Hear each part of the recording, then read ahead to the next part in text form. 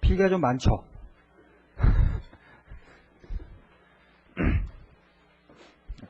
그 노트에다 한번 그려보시면 굉장히 많이 될 텐데. 1시간 하면 한 바닥에 또르륵 다 차죠? 글씨는 멀리서 잘 보이세요? 네? 옛날에 글씨가 좀 흐리멍텅하다는 소리 많이 들어가지고 글씨 좀 똑바로 써라 좀 못 알아보니까 자신도 그냥 막 이렇게 바쁘게 막 쓰다 보니까 날아가는 글씨를 좀 썼었어요. 근데 이제 하도 그 소리를 많이 듣다 보니까 이제 정자로 좀 이제 써보자. 그 생각을 이제 항상 염두에 두면서 좀 제대로 이렇게 딱 또박또박 써보자 그러는데 쓰다 보면 이제 더 빨라지고 막 이러면 조금 흐려지는 경우도 좀 있고 그래요. 자, 지상권 들어보겠습니다. 지상권 앞에 그 일반 지상권은 크게 어려운 문제는 없어요. 시험 문제도 많이 나오는 것도 아니고요. 기본적인 사항만 좀 체킹하고 가면은 뭐 크게 어렵지 않을까 싶습니다. 근데 문제가 나오는 것들은 주로 이제 법정이상권이거든요. 그 좀 판례 법리가 좀 어렵기도 하고요. 앞에부터 한번 가보겠습니다. 279조.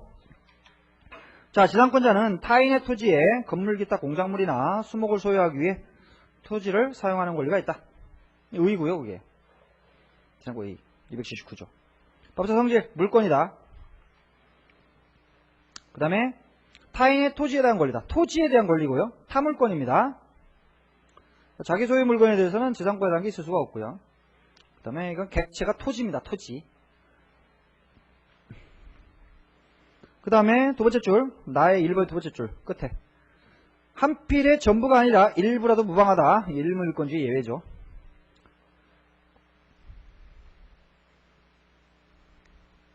그 다음 답은 토지, 건물 등의 소유를 위하여 토지를 사용하는 권리.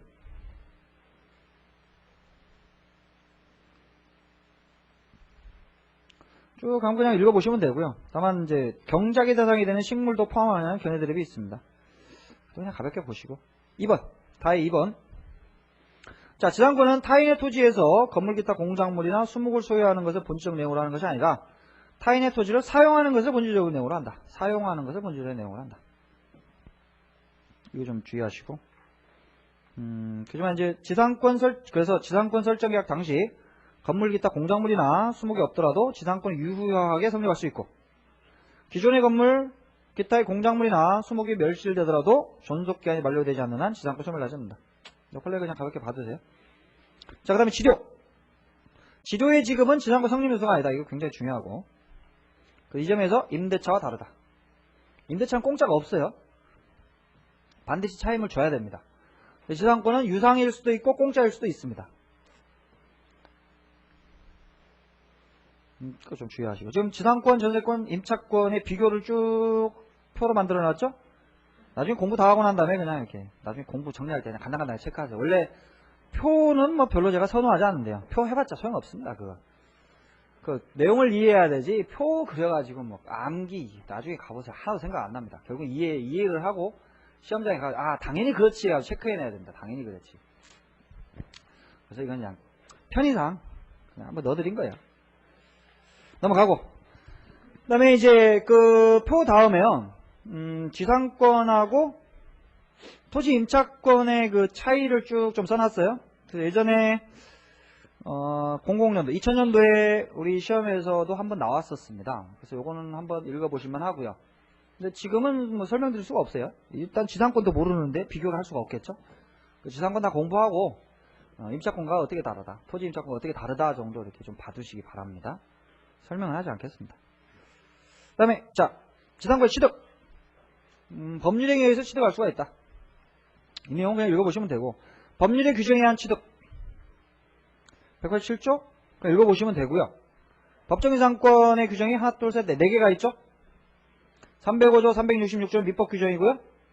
세 번째가 가등기담보등법, 그 다음에 임목법 이렇게 되어 있는데,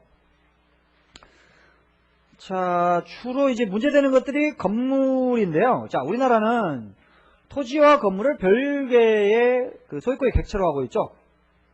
별개의 소유권의 객체로 하고 있습니다. 근데 토지와 건물이 동일한 사람의 소유에 있을 때는 별다른 문제가 없어요. 그죠? 별다른 문제가 생기지 않습니다. 그런데 어떠한 사정으로 인해서 토지와 건물의 소유자가 다르다. 이렇게 되면은 건물의 존속을 위한 토지 사용권이 문제가 되겠죠. 뭐 건물이야 뭐 지은 사람의 소유가 되겠지만 이게 소유자가 달라져 버리면 건물의 존속을 위해서 이 토지 사용권이 문제가 되는 거죠. 없으면 철거를 당해야 되니까 소유자지만 철거 청구를 하게 되면 철거를 해서 없어져야 돼. 이런 문제가 생기잖아요.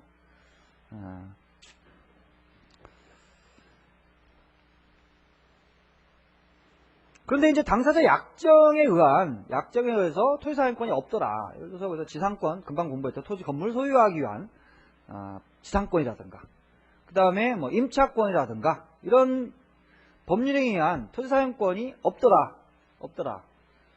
그럴 때 언제나 철거해야 된다고 한다면 상당히 좀 가혹한 결과가 될 수도 있다. 일단 멀쩡한 건물 철거해야 되기 때문에 사회경제적으로 좋지 않고요.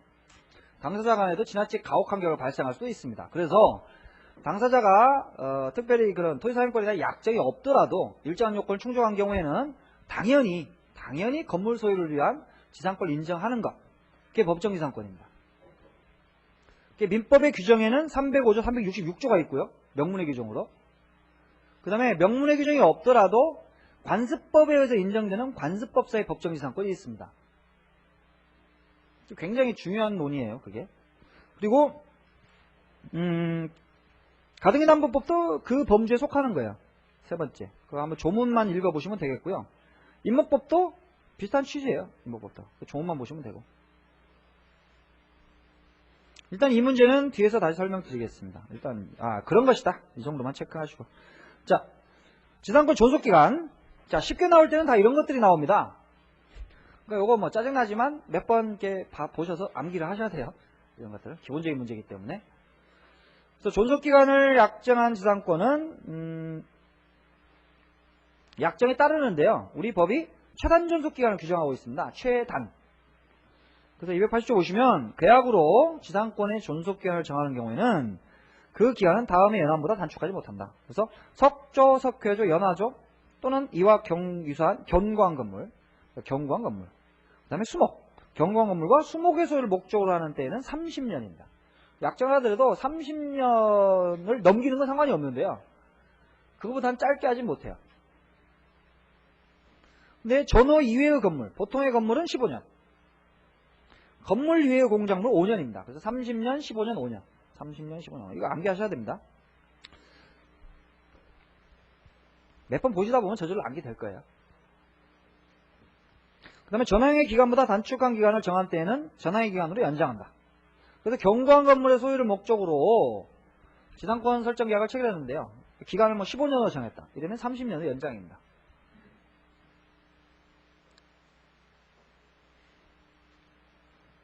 밑에 최단 존속 기간에 관련된 판례 한번 읽어보세요. 280조 규정의 그 제한에 관련된 판시인데요.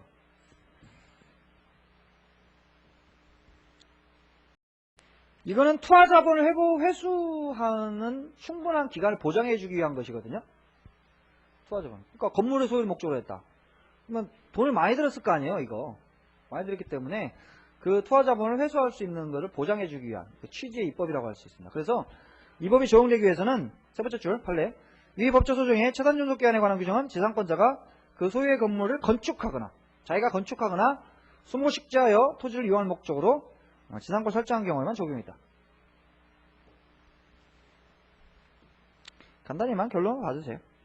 최장기간 그것도 저작년에 시험 문제 나왔었는데요. 최장기간은 규정이 없습니다. 자, 그러면 영구의 지상권 존속기간 무제한으로 하는 게 가능하겠느냐. 여기에 대해서 긍정설과 부정설의 대립이 있습니다. 근데 논리적으로 보면 부정하는 게 맞아요. 왜 그러냐면 제한물권은 말 그대로 제한물권입니다. 그래서 요거는 좀 내용 자체가 소유권에 대한 제한적이어야 되고요. 소유권은 자연물권에서 제한될 수도 있지만 다시 완전한 전면적 지배권을 회복할 수 있는 가능성을 가지고 있어야 되거든요. 그래서 무제한의 영구 무한의 지상권 설정하는 것은 그러한 그 법리 소유권 뭐라고 해야 되나? 소유권이 전면적 지배권에서 가진 탄력성, 제한물권 일면적 지배권, 뭐 이런 것들을 봤을 때 논리적으로는 이제 부정하는 게 맞을 것 같습니다. 근데 판례는 영구적인 지상권 약정의 가능성을 인정하고 있어요. 169페이지 그 판례 잘 봐두시기 바랍니다. 이 판례.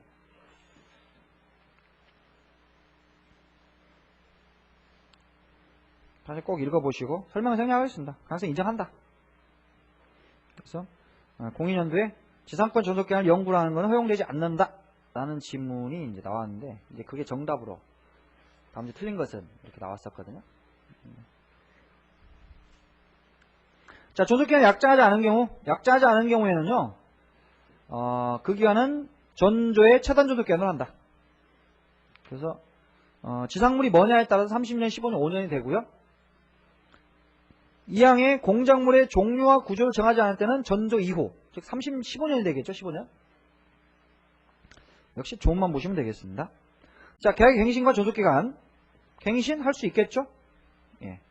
그 다음에 3번이 2번 지상권자 갱신 청구권과 매수 청구. 굉장히 중요한 조문인데 283조.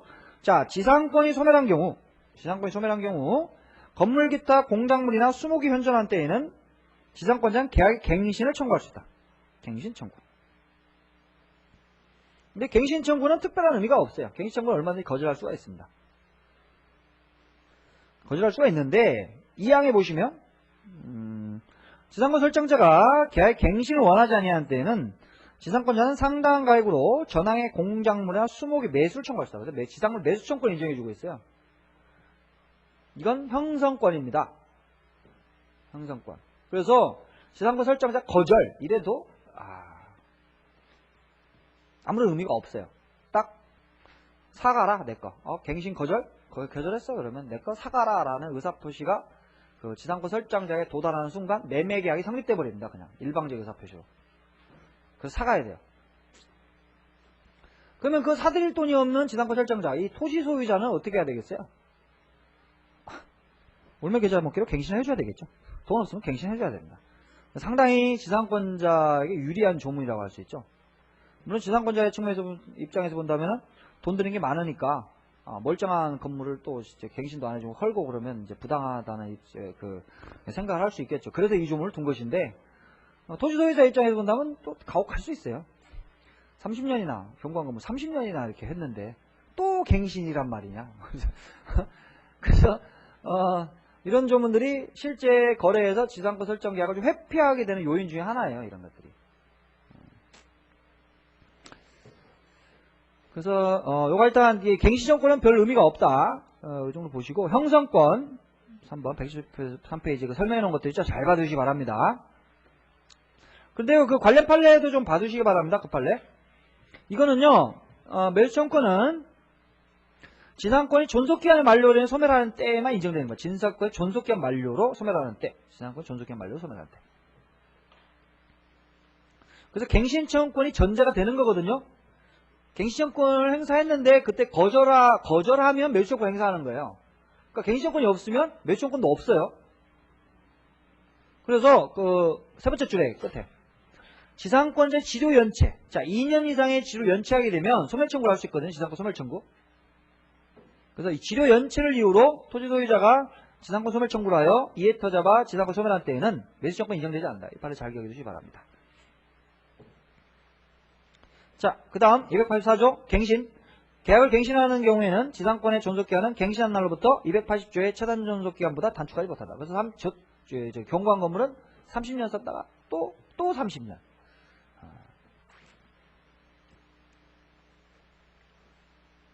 굉장히 좀 가혹한, 토지 소유자에게 좀 가혹한 조문들이죠. 강행규정. 지상권 존속기간 갱신에 관한 280조 내지 284조는 모두 강행규정이다. 그래서 위반하는 약정으로 지상권자에게 불리한 것은 효력이 없다. 그러니까 무조건 효력이 없는 게 아니고요. 지상권자에게 불리하면 효력이 없다는 거예요. 효력. 지상권자 토지 사용권. 목적에 따라서 토지를 사용할 수 있겠죠? 준용 규정 보시면 213조, 214조. 소유권에 의한 물건 청구권 규정입니다. 그래서 반환 청구권, 방해 배제, 방해 예방 청구권 다 인정이 되고요. 그 다음에 216조 내지 244조. 이게 상린관계 규정이죠? 이게 준용됩니다. 조문만 체킹을 하시면 충분하고, 그 다음에 토지사용권 내용에서 171페이지 첫 번째 줄 한번 보겠습니다. 지상권 설정자는 지상권자의 토지 사용을 방해해서는 안 되는 소극적 인용 의무, 소극적 인용 의무 체크하시고, 그래서 특약이 없는 한 토지 사용에 적합한 상태로 유지해야 할 적극적 의무는 없다. 이게 임대차하고 다른 점이에요. 임대차는 임대인이 사용 수익에 적합한 상태가 되도록 그걸 유지해야 될 적극적 의무가 있습니다. 근데 지상권 같은 경우는 그런 게 없어요. 토지 사용을 방해해서는 안 되는 그런 인용 의무 정도밖에 없습니다. 그 정도 좀 봐주시고. 자, 지상권의 처분. 지상권자는 타인에게 권리를 양도하거나 권리 존속기간 내에서 그 토지를 임대할 수 있다. 이거 강행 규정입니다. 양도금지 특약 무효, 임대금지 특약 다 무효입니다. 그와 관련된 판례도 그게 무효라는 취지의 판시예요. 한번 읽어보시고. 자, 담보 제공 금지 특약. 자, 지상권을 담보로 제공하는 것은 이 저당권을 설정하는 거예요. 지상권에 저당권을 설정하는 게 이전이 된다. 근데 담보 제공 금지 특약이었다. 이걸 금지하는 명문의 규정은 없는데요. 다수 설정 입장은 명문의 규정은 없지만 282조의 취지상 담보 금지 특약, 제공 금지 특약도 무효라고 봐야 되는 거 아니냐. 이렇게 해석하고 있습니다. 견해대로는 있습니다만 다수설에 따라서 이해하시면 될 것 같아요. 다음 지상물의 양도. 지상권자가 지상물의 소유자인 경우 그는 지상물을 타인에게 양도할 수 있다. 이때 지상권도 당연히 이전되는가? 이거 긍정설, 부정설인데 부정설이 통설 판례 입장. 이 문제는 좀 이따 지상권 설명할 때 다시 말씀드리겠습니다. 그 다음에 치료지급 의무. 자, 첫 번째 1번. 치료의 지급은 지상권의 요소가 아니기 때문에 당사자가 치료를 지급하기를 약정한 경우에만 생긴다. 약정한 경우에만 생긴다. 치료지급 의무. 약정한 경우. 약정하지 않으면 무상의 지상권입니다. 그리고 치료는 반드시 금전에 하지 않는다. 지료죠, 지료. 금전에 하지 않습니다. 근데 전세권은 뒤에 보면 전세금이거든요. 금? 그 돈이어야 됩니다. 전세금. 근데 임대차에는 차임, 그렇죠? 차임. 그래서 역시 돈에 한정하지 않습니다.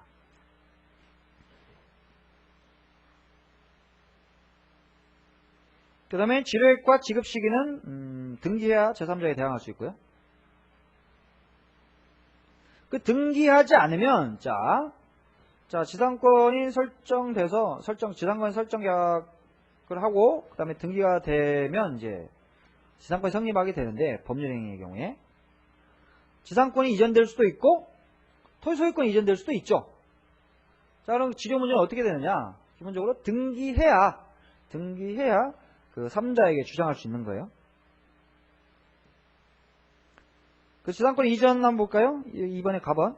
지상권 이전이 있으면 장래의 지료채무도 이전한다. 그렇지만 지료의 등기가 없으면 토지 소유자는 신지상권자에 대하여 지료채권을 가지고 대항하지 못한다. 또 지료에 등기를 하지 않으면 토지 소유자는 구지상권자의 지료연체 사실을 들어 신지상권자에게 대항하지 못한다. 2년을 연체하게 되면 소멸청구를 할 수 있는데요. 등기를 하지 않으면 구지상권자가 연체했다. 뭐 이걸 이유로 해서 소멸청구를 하지 못한다는 그 취지의 그 판시입니다. 딴 거는 읽어보시고 지료증감 청구 읽어보시면 돼요. 사정 변경에 따라서 즉 지료가 토지에 관한 조세 기타 부담의 증감이나 지가의 변동으로 인해 상당하지 아니하게 될 때는 당사자는 증감을 청구할 수 있다. 증감 청구 형성권이다. 형성권. 그래서 효력이 언제 발생하냐면요. 증감 청구의 의사표시 있죠? 의사표시가 상대방의 도달한테 바로 발생합니다. 다만 얼마를 증감할 것인가는 정해야 되겠죠? 협의가 되면 협의에 따라서 결정할 것이고 안 되면 법원으로 가야 되겠죠? 그런데 그 증감의 효력은 언제 발생하는 거냐면 합의가 성립한 때 법원으로 가기 때문에 법원의 판결이 확정될 때 이때가 아닙니다. 그 의사표시 한때로 소급하는 거예요. 판례도 한번 읽어보시고 등기해야 된다라는 등기해야 된다. 자, 지료 연체 효과 금방 봤는데 지상권자가 2년 이상의 지료를 지급하지 아니한 때는 지상권 설정자는 지상권의 소멸을 청구할 수 있다. 2년이죠. 2년. 2년은 뭐 연속적으로 2년일 필요는 없고요. 하여튼간 합해서 2년이면 됩니다. 합해서. 너무 당연하겠죠? 연속해서 2년이면 1년치 주고 나서 한 번 쉬고 또 1년치 주고 한 번 쉬고 뭐 끝없이 이어지겠죠? 그거 가지고 싸운 사람도 있나 봐요. 그러니까 판례가 있어요. 자, 근데 자 거기 하나 둘 셋 넷 다섯 번째. 판례는 없구나. 그 판례는. 죄송합니다. 다섯 번째 줄. 그 판례 좀 뒤에서도 나오는데요. 여기서는 결론만 보고 가겠습니다. 지상권자의 지료지급 연체가 토지소유권 양도 전후에 걸쳐 이루어진 경우, 양도 전후에 걸쳐 이루어진 경우, 이때는 토지 양수인에 대한 연체기한이 2년이 되지 않는다면 양수인은 지상권 소멸 청구할 수 없다. 이거 좀 주의하시고요.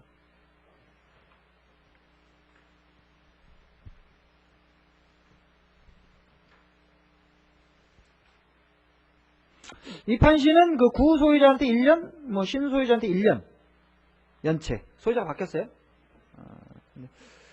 그렇게 된 경우 소멸 청구를 하지 못하는 것으로 해석되겠습니다. 판례. 자, 지상권 소멸 청구의 법적 성질. 뭐 학설 대립이 있는데요. 결국은 등기해야 되냐 말아야 되냐 하거든요.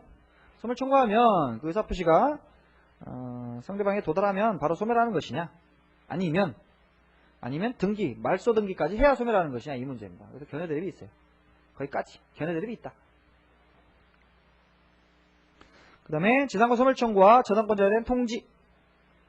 자, 지상권이 저당권의 목적인 때, 또는 그 토지에 있는 건물, 수목이 저당권의 목적이 된 때에는 전체 청구는 저당권자에게 통지한 후 상당 기간이 경과하면서 그 효력이 생긴다.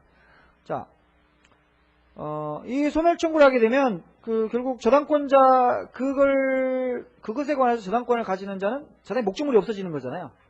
그 사람에게 이제 대책을 강구할 수 있는 시간적 여유를 주기 위해서 상당 기간이 경과해야 효력이 생기는 것을 이렇게 정하고 있습니다. 이것도 조문만 보시면 됩니다. 자, 지료증감 강행규정. 지료증감 청구권에 관한 286조 강행규정이고, 위반되는 지상권자의 불리한 약정 무효. 그리고 287조도 마찬가지. 이 정도. 자, 지상권 소멸. 뭐 물권 일반의 소멸 사유 그냥 읽어보시면 됩니다. 다 공부했었던 내용들이고, 그 다음에 금방 봤던 지상권 설정자의 소멸 청구. 2년 이상 시효 연체할 때 소멸 청구하면서 소멸. 약정 소멸 사유가 발생하면 역시 소멸할 것이고. 자, 소멸의 효과. 지상물 수거권. 지상권이 소멸한 때에는 지상권자는 건물 기타 공작물이나 수목을 수거하여 토지를 원상에 회복해야 된다. 이거는 권리인 동시 의무예요. 권리인 동시. 수거해 갈 수도 있고. 그 다음에 타인 소유의 지금 토지 위에 있죠. 걷어가야 되겠죠. 이제 끝났으면. 그런데 설정자의 매수청권도 있습니다. 그죠? 지상권 설정자가 상당 가액을 제공하여 공작물이나 수목의 매수를 청구한 때에는 지상권자는 정당한 이유 없이 이를 거절하지 못한다. 그리고 지상권자도 일정한 경우에 매수청권이 있죠. 아까 봤듯이 전속기간이 만료했습니다. 갱신을 청구했는데 거절한다. 그러면 대신 사가라 할 수도 있다. 자, 조문만 보시면 되고. 유익비 상환 청구권. 자, 필요비하고 유익비하고 좀 다른데요. 어쨌든 민법 임차권 같은 경우에는 필요비, 유익비 상환 청구권에 관한 규정이 있습니다. 여기 있습니다. 전세권, 유익비 상환 청구권에 관한 규정이 있습니다. 근데 지상권은 아무런 규정이 없어요. 아무런 규정이 없습니다. 명문의 규정이 없습니다. 다만 학설은 유익비 상환 청구권이 인정된다라고 하겠습니다. 유익비 상환 청구권이 있다. 필요비 상환 청구권은 없습니다. 왜 그러냐면 토지 임대인과는 다르게 임대인은 임차인이 그 목적물을 사용 수익할 수 있도록 사용 수익할 수 있는 적합한 상태를 유지해야 될 적극적 의무가 있거든요. 적극적 의무가 있습니다. 그래서 임대인의 의무예요. 그 사용 수익에 적합한 상태를 만드는 뭐 이런 것들. 그래서 임차인이 어떤 목적물의 가치를 보존하기 위해서 비용을 들이고 이렇게 되면 기본적으로는 그건 이제 임대인이 부담해야 될 비용이거든요. 그래서 그걸 상환 청구하는 게 인정이 됩니다. 그런데 지상권하고 전세권 같은 경우에는 그 설정자가 그 뭐 적극적인 의무를 지는 건 아니에요. 그래서 방해해서는 안 될 소극적 의무 정도만 지거든요. 그래서 필요비 상환 청구는 없습니다. 그러니까 전세권은 명문의 규정으로 유익비 상환 청구만 있고, 이건 해석상, 지상권은 이제 해석상 필요비 상환 청구는 없다. 다만 유익비 상환 청구는 있다. 비용을 들여가지고 토지의 가치 자체를, 객관적 가치 자체를 증가시킨 경우에는 토지 소유자가 이제 부당하게 이득을 취하는 거죠. 그래서 상환을 청구할 수 있습니다. 결론만 기억하시면 되겠습니다. 명문의 규정은 없지만 유익비 상환 청구는 인정된다. 통설. 자, 특수지상권. 자, 일단 맨 앞에 나오는 게 구분지상권인데요. 자, 지상 또는 지하의 공간은 상하의 범위를 정하여 건물 기타 공작물을 소유하기 위한 지상권의 목적을 할 수 있다. 자, 여기서 수목은 제외된다는 거 기억을 해두시고요. 수목. 이 객관 시험에서 수목 이거 잘 나옵니다. 수목. 그래서 구분지상권은 지상의 제 일정 부분이에요. 지상 몇 미터부터 몇 미터까지, 또는 뭐 지하 몇 미터부터 몇 미터까지 이렇게 잘라서 그 부분에 대한 토지사용권을 취득하는 겁니다. 보통의 일반 지상권을 설정하게 되면 정당한 이익 있는 범위 내에서 토지 상하에 미치게 되거든요. 그러면 토지 소유권자의 토지사용권이 완전히 박탈됩니다.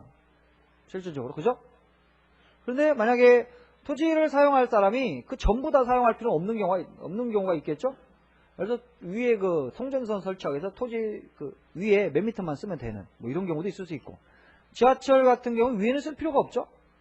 쓸 필요가 없어요. 밑에 지하에서 몇 미터까지 이 정도만 쓰면 돼요. 근데 그거 지하철 같은 거 그걸 쓰기 위해서 일반 지상권 설정하게 되면 토지 소유자한테도 가혹하고 지료가 올라가기 때문에 지상권자 입장에서도 불리하잖아요. 그래서 나오게 된 게 구분지상권입니다.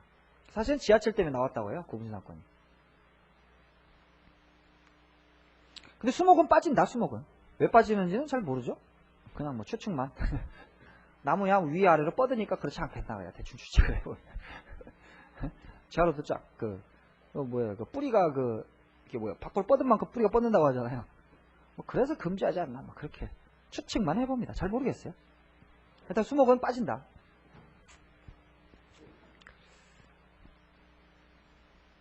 그 다음에 이제 이 경우 설정행위로서 지상권의 행사를 위하여 토지의 사용을 제한할 수 있다. 너무 당연한 내용이고. 2항. 제1항의 규정에 의한 구분지상권은 3자가 토지를 사용 수익할 권리를 가진 때에도 그 권리자 및 그 권리를 목적으로 하는 권리를 가진 자 전원의 승낙이 있으면 이를 설정할 수 있다. 여기서 말하는 제3자는요. 대항력 있는 권리를 가진 자를 말해요. 지상권, 지역권, 전세권, 득이된 임차권과 같이 대항력 있는 권리. 학설이 이렇게 해석합니다. 자, 그러면 이미 그 토지에 대해서 사용할 수 있는 그 권리를 가지고 있는 자가 있으면은 구분지상권 설정할 때 그 자에 대한 권리에 대한 제한이 되는 거죠. 그렇죠? 지상권 생각해 보세요. 지상권자가 이미 있어요. 그러면 그 사람의 그 토지 사용권에 보면 정당한 이익을 보면 토지 상하잖아요. 근데 구분지상권 설정하게 되면 그 사람에 대한 제한이거든요. 그렇기 때문에 그런 사람들이 있는 게 그 사람들 전원의 동의가 필요합니다. 전원의 동의. 그래야 설정할 수 있다. 그 다음에 준용규정. 그 다음에 이 경우 토지를 사용 수익할 권리를 가진 제3자는 지상권 행사를 방해해서는 안 된다. 너무 당연하죠. 방해하면 안 되겠지. 그 다음에 290조. 280조 내지 289조 및 1항의 규정은 289조 2의 규정에 관한 구분지상권에 관하여 이를 준용한다. 지상권에 관련된 규정도 준용한다. 뭐 이런 내용들.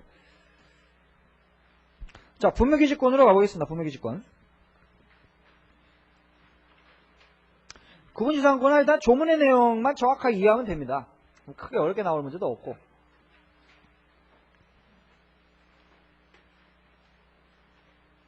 자, 분묘기지권. 자, 분묘기지권은 타인의 토지에서 분묘라는 특수한 공작물을 설치한 자가 그 분묘를 소유하기 위해 분묘의 기지 부분인 토지를 사용할 수 있는 지상권 유사의 물건이다. 이게 판례가 이렇게 정의하고 있습니다. 그러니까 이것도 공작물이잖아요. 묘.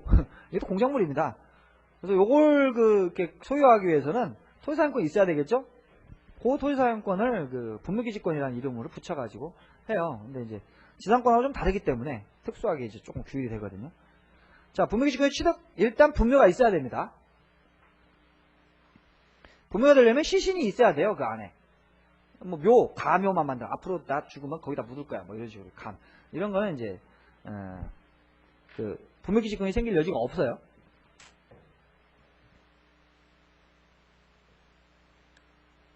일단 분묘가 존재해야 된다. 시신이 안장되어 있어야 된다. 그 다음에 취득하게 된 그 사유가 세 가지가 있습니다. 토지 소유자의 승낙을 받은 분묘 설치. 뭐 분묘를 설치하면서요. 약정을 할 수 있어요. 임차권 약정. 몇 년 빌린다. 뭐 이런 거. 할 수 있습니다. 그런데 그런 특별한 약정이 없이 그냥 승낙을 받아 묻었다. 그럼 분묘기지권. 취득하는 것으로 해석이 됩니다. 그 다음에 분묘기지권 시효취득. 가장 문제가 많은 거죠.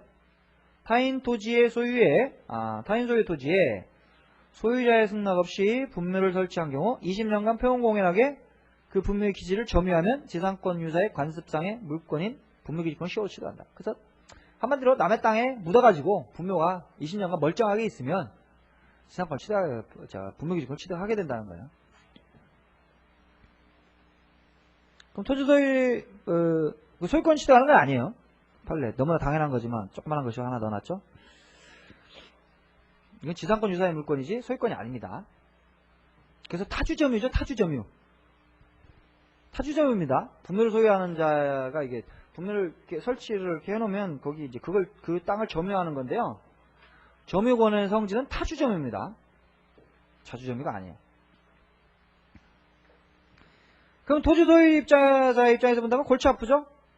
분묘 맨날 가서 분묘 있는지 찾아다닐 수도 없고. 참 머리 아프다. 근데 이제 20년간 지나면 이제 이게 뭐 어떻게 처분할 수도 없고.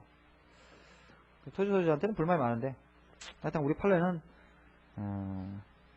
조상을 아주 이렇게 잘 모셔야 된다는 생각을 가지고 있기 때문에 잘 모르죠.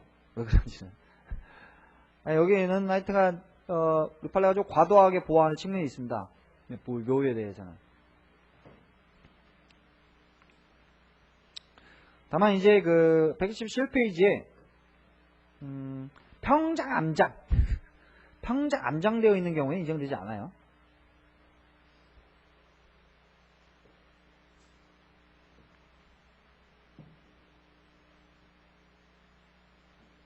평장 암장은 점유라고 인정되기도 어렵습니다. 점유를 해야 되는데 점유를 인정할 것인지에 대해서 그 점유의 요건이 사실상 집에 인정한 데 있어서 타인으로부터의 그 인식 가능성 이것도 이제 고려사항이 되잖아요. 평장, 암장 이런 것들은 인식을 할 수가 없기 때문에 점유로 인정되지 않아요.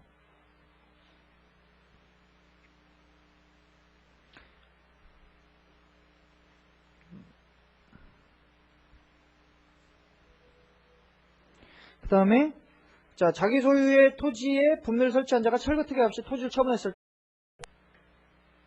이때도 취득한다. 읽어보시고. 공시방법은 등기는 요하지 않는다. 등기는 요하지 않는다. 왜냐하면 봉분이 분묘의 존재를 공시하기 때문에. 그거 뭐 등기하겠어요? 등기부에 분묘 등기부 뭐 이런 거 만들겠어요? 이상하잖아요. 등기는 요하지 않는다. 범위는 분묘기지권은 분묘를 수호하고 봉사하는 목적을 달성하는 데 필요한 범위에서 타인의 토지를 사용할 수 있는 권리를 의미하는 것으로서 분묘기지권은 분묘의 기지 자체뿐만 아니라 분묘의 설치 목적인 분묘의 수호 및 제사에 필요한 범위 내에서 분묘의 기지 주위의 공지를 포함한다. 딱 그 분묘 그 자체만 얘기하는 거 아니에요. 옆에 이렇게까지 이렇게 갑니다. 근데 법의 그 밑에 줄 매장 및 묘지 등에 관한 법률이 분묘의 점유면적 1기당 20평방미터로 제한하고 있습니다.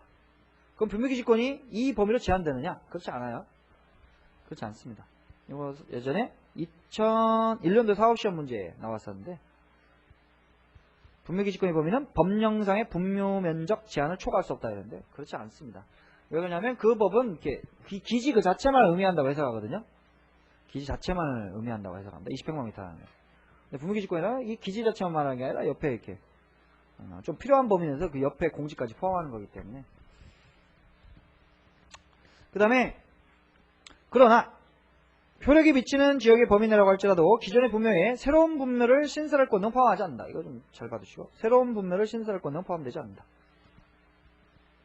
그래서 부부 중 일방이 먼저 사망하여 이미 분묘가 설치되고 분묘기지권이 미치는 범위에서 그 후에 사망한 다른 일방의 합장을 위해 쌍분 형태의 분묘를 설치하는 것. 묘를 하나 더 만들어요. 옆에 이렇게 하고. 안 됩니다. 분묘기지권 범위 내라고도 설치하는 거 안 된다고요. 그 다음에 단분 형태로 합장하는 것도 안 된다고 합니다. 판례 있죠. 쌍분 단분. 일단 새롭게 신설하는 건 안 돼요. 존속기간. 존속기간은 자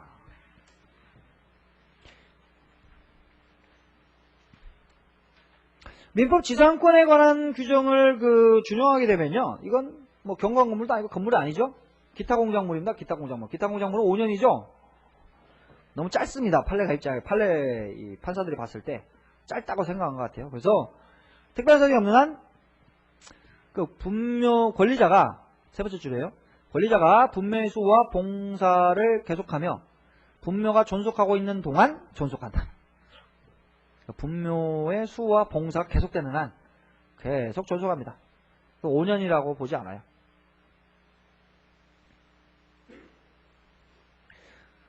자, 그럼 분묘기지권의 경우에 치료지급 의무가 있느냐, 분묘기지권자가 치료를 지급해야 되느냐, 유행에 따라 취급을 달리하는 견해가 있고 치료 지급할 의무가 없다는 견해의 대립이 있습니다. 판례는 분묘기지권 시효치득한 경우 사례가 있거든요. 시효치득한 사례. 시효치득한 사례에서 치료를 지급할 의무가 없다고 합니다. 왜? 지금까지 공짜로 써서 계속 공짜. 그래서 포기. 이건 판례만 기억해 두시죠. 분묘기지권 포기하는 데 있어가지고 의사표시만 하면 되고 점유를 포기해야 되는 건 아니라고 합니다. 판례가.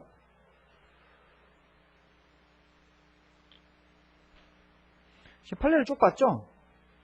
한 번쯤 나올만 합니다. 지금 분묘기지권이 꽤 중요한 파트거든요. 종종 시험 문제 많이 등장합니다. 근데 우리 시험 문제는 아직 안 나오고 있어요. 잘 안 나오고 있기 때문에 오히려 더 유력하다고 생각이 됩니다. 분묘기지권 같은 경우 잘 좀 봐두시고, 나오면 판례가 주로 나와요. 판례를 중심으로 해가지고 쭉 봐두시기 바랍니다.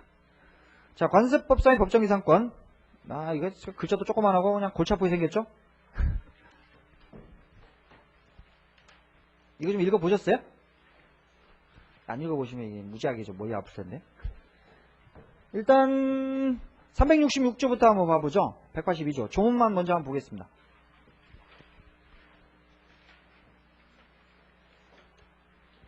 (366조) 먼저 조문을 보면 저당물의 경매로 인하여 토지와 그 지상 건물이 다른 소유자에 속한 경우에 토지 소유자는 건물 소유자를 위하여 지상권을 설정한 것을 본다. 182페이지에 있어요.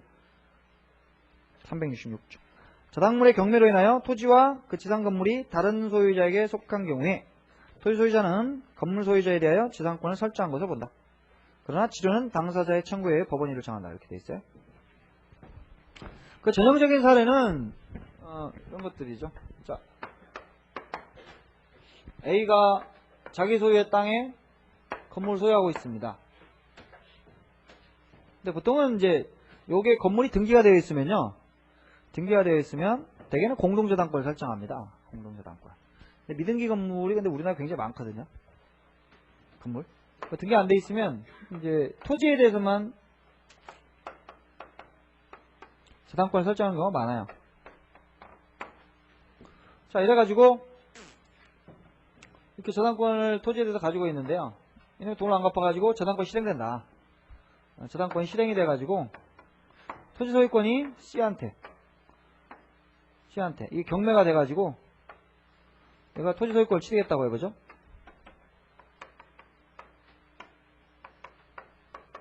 자, 이렇게 되면 토지와 건물의 동일한 소유자에 속하고 있다가 지금 소유자가 바뀌었죠. 바뀌었습니다. 근데 이 A와 C 간에 뭐 토지 소유권에 대한 약정이 없잖아요. 이 경우에 언제나 철거해야 된다고 하면 상당히 사회경제적으로 불리하다. 그래서 일정한 요건을 충족하면 이제 당연히 이 건물의 소유자가 토지 사용을 위한 건물 소유를 위한 지상권을 취득하는 것으로 이렇게 처리하는 겁니다. 그래서 366조의 요건을 간단히 보면 첫 번째, 최선순위 저당권 설정 당시에 건물이 있어야 된다. 건물이.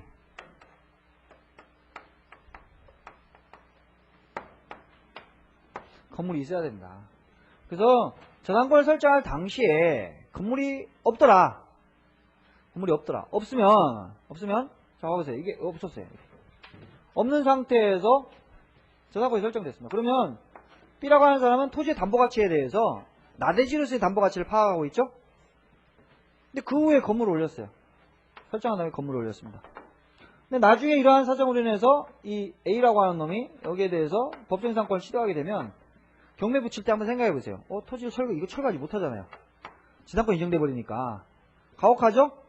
B한테 가혹합니다. 담보가치가 뚝 떨어져요. 처음에는 나대지로서의 담보가치를 파악해야죠. 저당권을 시도했는데 나중에 이 건물을 지었다는 이 우연한 사정에 의해서 또 담보가치가 교환가치가 뚝 떨어지는 이런 상황이 되기 때문에 일단 건물 자체가 존재해야 됩니다. 건물이 존재하면은 B로서도 예측이 할 수가 있죠.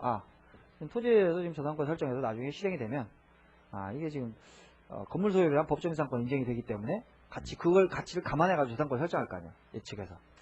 그래서 존재해야 됩니다. 그 다음에 저당권 설정 당시 소유자가 동일해야 됩니다. 저당권 설정 당시에 토지와 건물의 소유자가 동일합니다.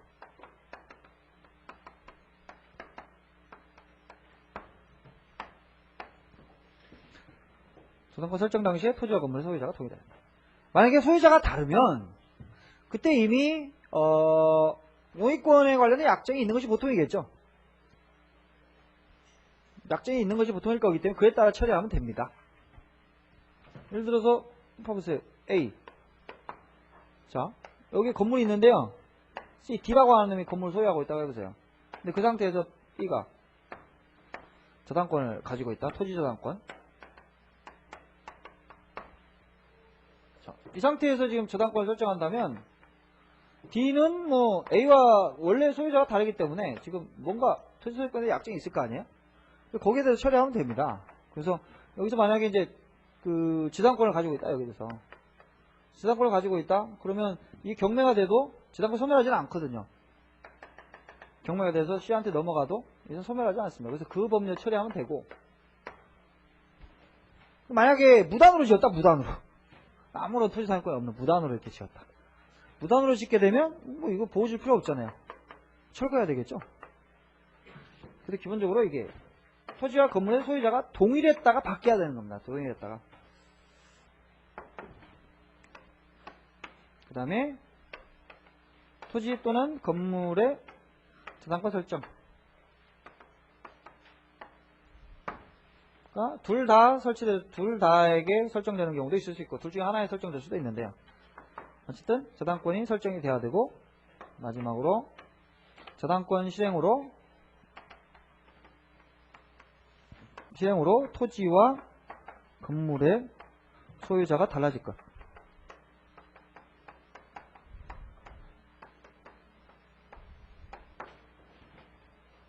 이게 366조 법정이상권 요건입니다.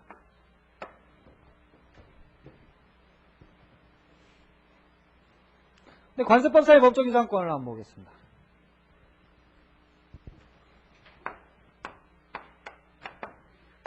A가 자기 소유의 땅에 건물을 소유하고 있는데요. 토지만을 B한테 양도했다고 그러죠? 매매계약을 통해서 이 토지에 대해서 소유권 인정 등기가 됐어요. 근데 여기에 대해서 건물을 어떻게 할 것이냐, 이 문제에 대해서 아무런 협의를 안 했다고 해보죠. 안 했다. 그러면 아무런 토지 사용에 대한 약정이 없기 때문에 B가 A에 대해서 건물 철거를 청구한 경우에 언제나 철거해야 되느냐, 판례 봤을 때 이것도 가혹하다고 보는 것 같아요. 꼭 여기까지 봐야 되는 의문이 있는데요. 왜냐하면 이거는 약정에 의해서 하는 거기 때문에 충분히 약정할 수 있잖아요. 경매하고는 다릅니다. 경매는 뭐 경락인하고 얘하고 뭐 약정할 수 있는 그런 여력이 별로 없잖아요.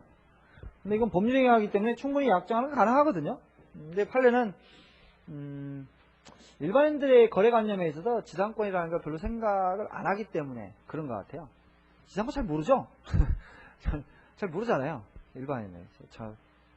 법이나 이제 민법이나 이제 이제 본격적으로 공부를 해봐야 한번 들어보는 것이지 일반인은 잘 모르거든요. 그러니까 그냥 별다른 그래서 건물은 어떻게 할 거냐?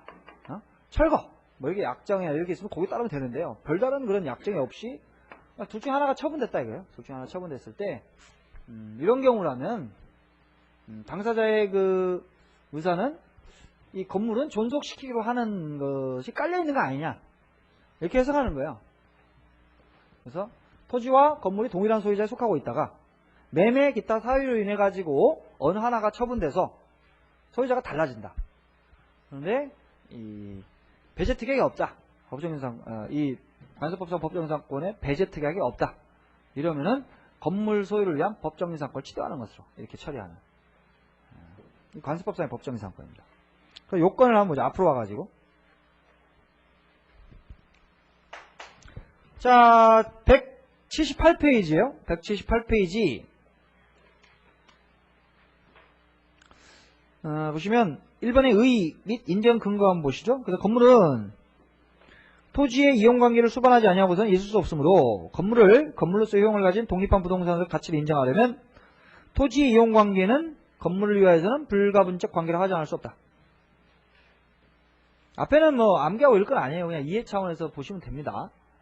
근데 그리고 토지와 건물이 같은 소유자에 속하고 있을 때 건물을 위한 토지 이용관계는 토지 소유권 내에 흡수되고 토지와 건물과의 이용관계를 분리하여 생각할 실질적 이익과 필요가 없다. 그렇지만 양자의 소유자가 다르게 되는 순간 양자의 합리적 이용관계를 생각하지 않으면 안 된다. 그래서 그러므로 건물과 토지를 분리하여 독립된 하나의 부동산으로 인정하고 있는 우리 민법은 일정한 조건 하에서 법정인상권을 인정하고 있으나 민법에서 규정하는 요건을 구비하지 아니하였다 하더라도 그러니까 법이 정하는 요건을 구비하지 않았다 하더라도 토지와 건물이 같은 소유자의 소유에 속하였다가 첫 번째 요건이죠. 토지와 건물이 같은 소유자의 소유에 속하였다가 첫 번째.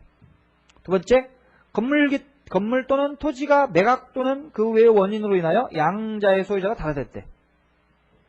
두 번째. 세 번째, 특히 건물을 철거한다는 조건이 없는 이상. 그럼 건물 철거 특약이 없을 것. 세 번째. 이거 소극적 요건입니다. 이건. 이때는 당연히 건물 소유자는 토지 소유자에 대하여 소위 관습에 의한 법정지상권을 취득하게 되는 것이다. 그래서 요건을 정리하면 토지와 건물이 동일한 소유자. 동일한 소유자에 속하고 있다가 매매 기타 사유로 소유자가 달라질 것.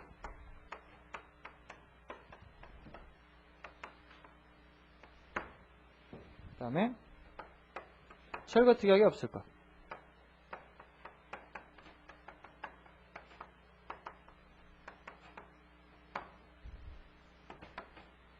이건 곧 이제 배제 특약인데 배제 특약. 배제 특약이 없을 것. 마지막으로 이거는 등기는 필요 없어요. 이것도 마찬가지고 법률 규정에 한 거기 때문에 등기는 필요 없다. 이것도 요건 등기 필요 없다.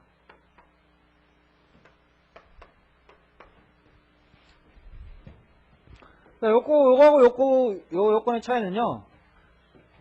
여기는 뭐 건물 존재 이런 걸 요건을 삼을 필요가 없습니다. 이런 상황이 아니기 때문에. 근데 당연히 건물이 있으니까 문제가 되는 것이고.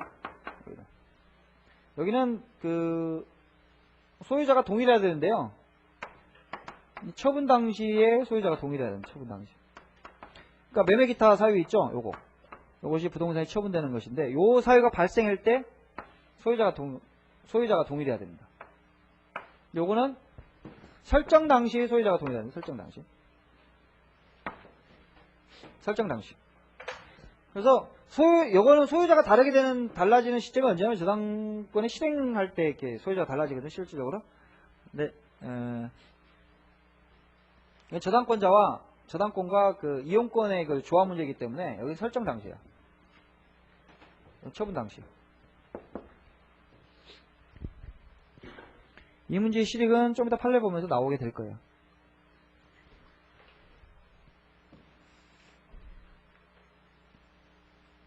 지금 쭉 판례가 많은데 1시가 됐네? 밥 먹어야죠.